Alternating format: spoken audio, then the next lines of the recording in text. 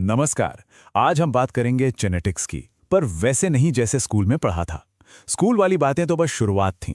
असली कहानी तो उससे कहीं ज्यादा मजेदार और हाँ, थोड़ी पेचीदा भी है। तो तैयार हो जाइए, चलिए इस दुनिया में थोड़ा और गहरा उतरते हैं।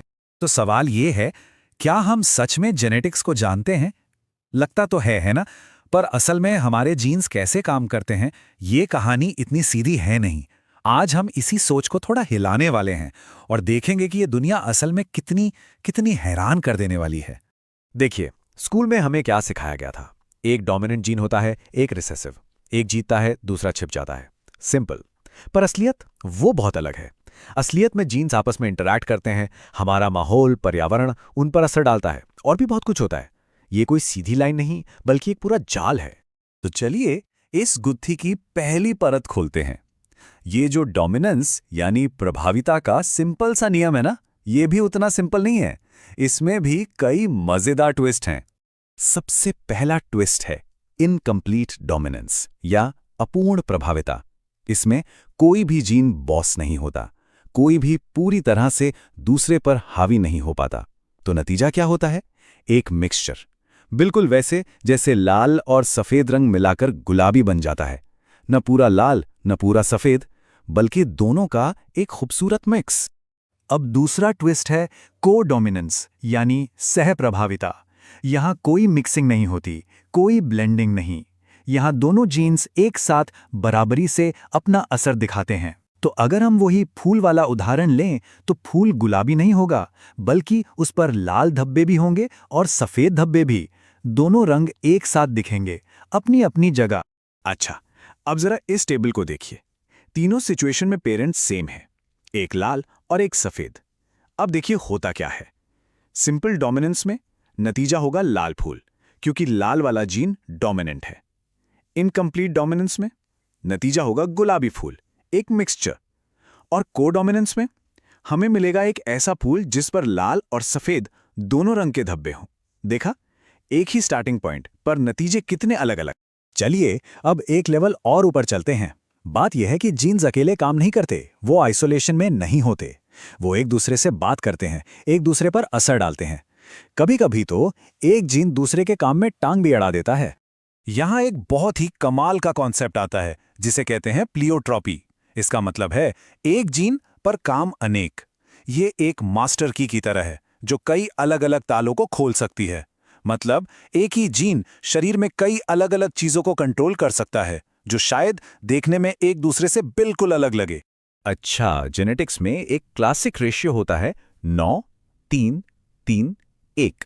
मेंडल के नियमों के हिसाब से जब दो जीन्स की बात हो तो नतीजों में यही अनुपात दिखना चाहिए। ये एक तरह का स्टैंडर्ड आउटकम है। लेकिन फिर आता है एपिस्टैसिस और ये सब कुछ बदल देता है। यहां एक जीन दूसरे जीन के एक्सप्रेशन को पूरी तरह से मास्क कर देता है, मतलब छिपा देता है। मान लीजिए एक जीन है बालों के रंग के लिए और दूसरा है गंजेपन के लिए। अगर गंजेपन वाला जीन अपना काम कर रहा है तो फिर बालों के रंग वाले जीन का कोई मतलब ही नहीं रह जाता है ना। और बस हमारा वो क्लासिक 9:3:3:1 वाला रेशियो बदलकर 9:3:4 जैसा कुछ हो जाता है। अब एक और मजेदार बात, क्या ये पता है कि एक जीन का असर इस बात पर भी डिपेंड कर सकता है कि वो जीन हमें मिला किससे है, माँ से या पिता से, या इस बात पर कि जिसके अंदर वो जीन है उसका लिंक क्या है। जी हाँ, ये भी होता है। इसे कहते हैं जीनोमिक इम्प्रिंटिंग और ये वाकई दिमाग घुमा देने वाली चीज है। इसमें होता यह है कि एक ही जीन, बिल्कुल सेम जीन, अगर माँ से मिले तो शायद एक्टिव हो और अगर वही जीन पिता से मिले तो साइलेंट हो जाए, या उल्टा भी हो सकता है। ऐसा समझिए कि जीन पर एक टैग लगा होता है, माँ से या पिता से, और वही टैग तय करता है कि जीन ऑन रहेगा या ऑफ। यहाँ दो और कॉन्सेप्ट्स हैं, सेक्स लिमिटेड और सेक्स इन्फ्लुएंस्ड। इनमें फर्क समझना जरूरी है। देखिए, सेक्स लिमिटेड ट्रेट्स वो हैं जो सिर्फ एक ही लिंग में दिखते हैं, जैसे दूध बनाने की क्षमता। वहीं सेक्स इन्फ्लुएंस ट्रेट्स दोनों लिंगों में हो सकते हैं, पर एक में उनका असर ज्यादा दिखता है। इसका सबसे अच्छा उदाहरण है पैटर्न बाल्डनेस यानी गंजापन, जो पुरुषों में कहीं ज्यादा कॉमन है। और हाँ, कुछ जीन्स तो सीधे सीधे हमारे सेक्स क्रोमोसोम्स यानी एक्स और वाई क्रोमोसोम पर ही मौजूद होते हैं। इससे जो इनहेरिटेंस पैटर्न बनता है वो बिल्कुल अलग होता है।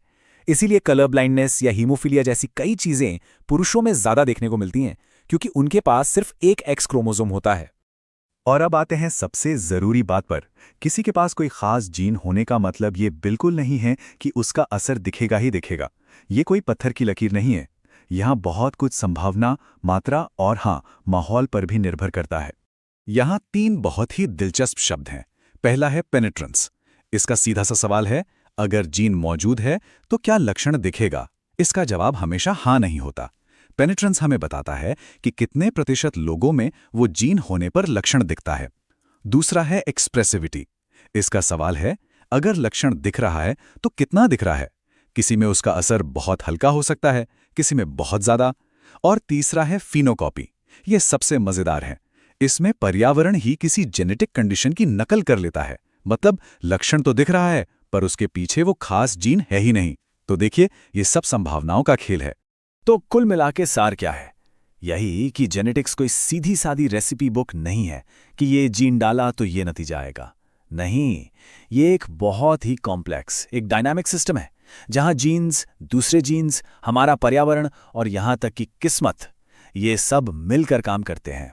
और ये सारी बातें हम एक बहुत बड़े सवाल पर लाके खड़ा कर देती हैं।